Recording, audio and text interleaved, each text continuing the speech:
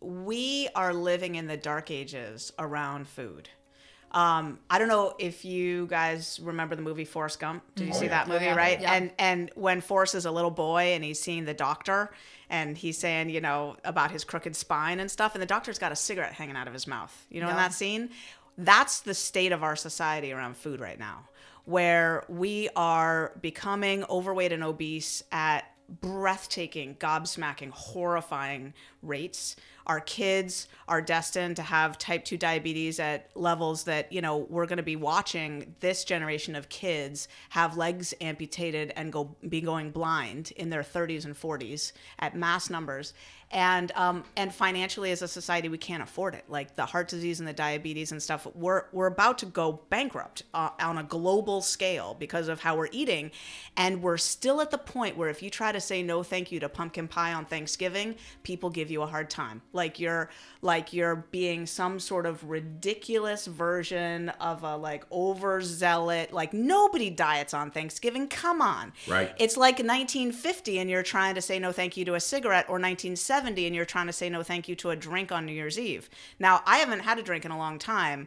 Nobody harasses me on New Year's Eve if I try to say no thank you to a drink. If I say straight up, no thanks, I don't drink, they go and find me some sparkling water to put in my champagne glass, right? They're cool. But if I try to say I don't eat sugar on Thanksgiving, they give me a hard time. Like I'm being ridiculous, right? Well, and nobody wants to talk about the fact we've talked about this multiple times on different episodes about food not even being real anymore. A lot of the food that people are eating is not even food. Yeah. Right. It's not food. Right. Just because it's edible doesn't make it food. Well, Right. Well, and it's Right. the whole fat-free movement, right? That I think has also moved a lot of this faster, right? To get rid of the fat, we've just added a bunch more sugar. Yeah. And so it's making the that's chemicals for another and the- episode that we're going to do in a little bit about sugar addiction. But let's get back to the holidays, because I think it's a very relevant point, right? You know, I'm not shy about it. I smoked for 20 years. I was very unhealthy. I quit smoking close to 5 years ago. Anybody that knows me now, like, would never judge. You know, when I say no, I don't smoke or anything like that, they're not going to try to push a cigarette on me. That would be absurd, right? Same thing with somebody who drinks, or you say no, I don't drink, or I'm sober. It would be absurd for you to push a drink on that person. Yeah. But we'll push sugar. Yeah. We'll push cake. Food. We'll push crap on people without any second thought. Without even knowing we're doing it. And a lot of times it's, you know, it's Aunt, you know, Right. Jane that's 50 Totally. pounds overweight that's pushing it on you. That's not healthy. And you're over Totally. here trying to get healthy. But Totally. it makes her feel like crap because you're drawing a line in the sand and you're trying to be healthy. And it's like, oh no, well, if I'm going to be unhealthy, I'm going to bring everybody down with me.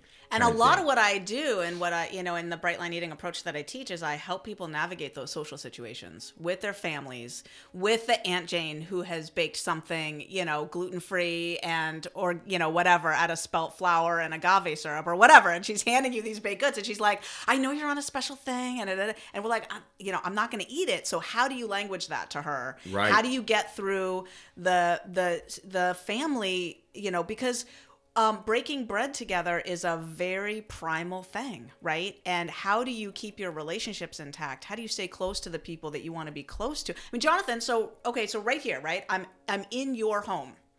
And last night we were on the phone and I said, let's talk a little bit about the food for tomorrow. Because I just went to Whole Foods and I got all my food.